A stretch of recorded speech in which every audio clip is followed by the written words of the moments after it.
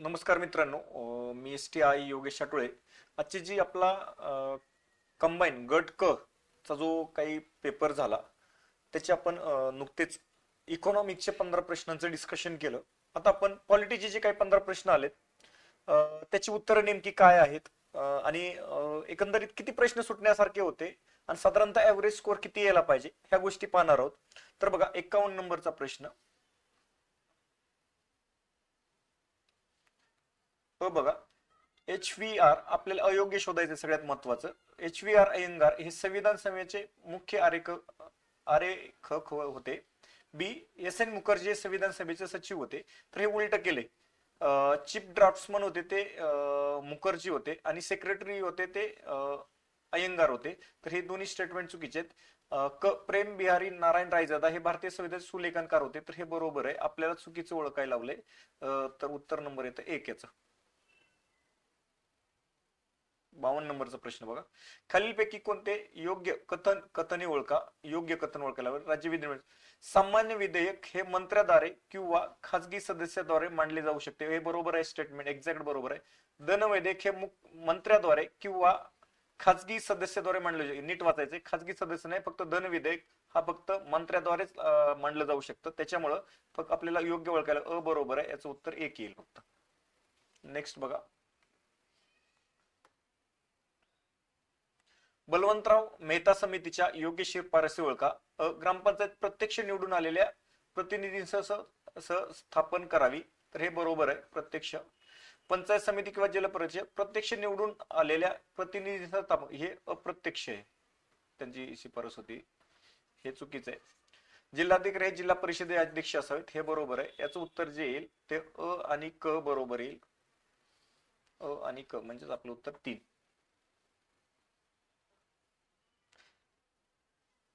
कोणत्या परिशिष्टामध्ये भारताच्या अधिकृत भाषांची यादी आहे? तर ही 8व्या परिशिष्टात. सोपा आहे प्रश्न हा. आपले सगळे पॉलिटिक्सचे काही प्रश्न मी सांगतो, एकात दोन फक्त अवघड आलेत प्रश्न.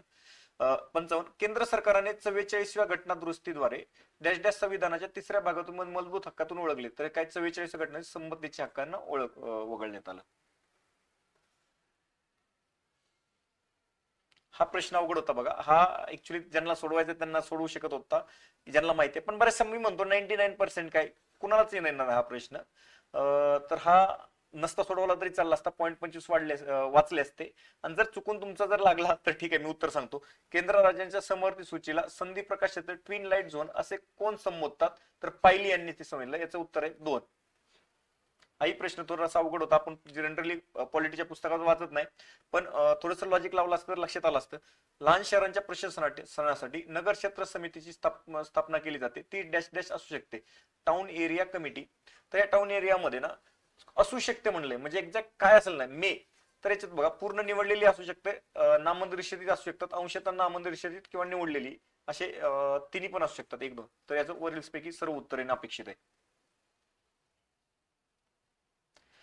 सार्वजनिक निवडणुकीनंतरच्या पहिल्या ग्रामसभेचा अध्यक्ष वित्तीय वर्षातील पहिल्या ग्रामसभेचा अध्यक्ष डॅश असतो. कोण असतात? ते सरपंच असतात. सोपा प्रश्न आहे.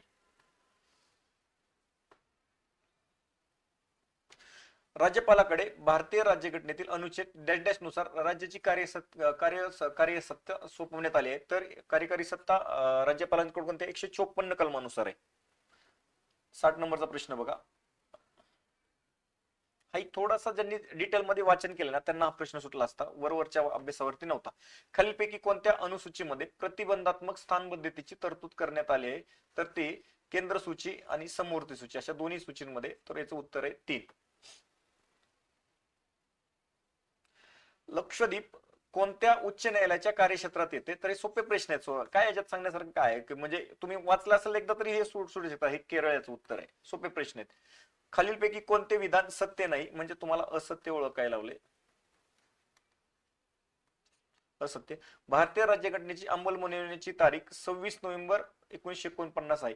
अंमलबजावणी म्हणजेच काय? तुमची इम्प्लिमेंटेशन. इम्प्लिमेंटेशन कधी आहे तुम्हाला? तर 26 जानेवारी 1950. तर ही इनॅक्टमेंट म्हणजेच काय? स्वीकारण्याची. राज्यघटना स्वीकारली कधी? 26 नोव्हेंबर 1949 ला. म्हणून हेच उत्तर असत्य निघतं 100%. खाली वाचायची गरज नाही. उत्तर येते 62चं 1.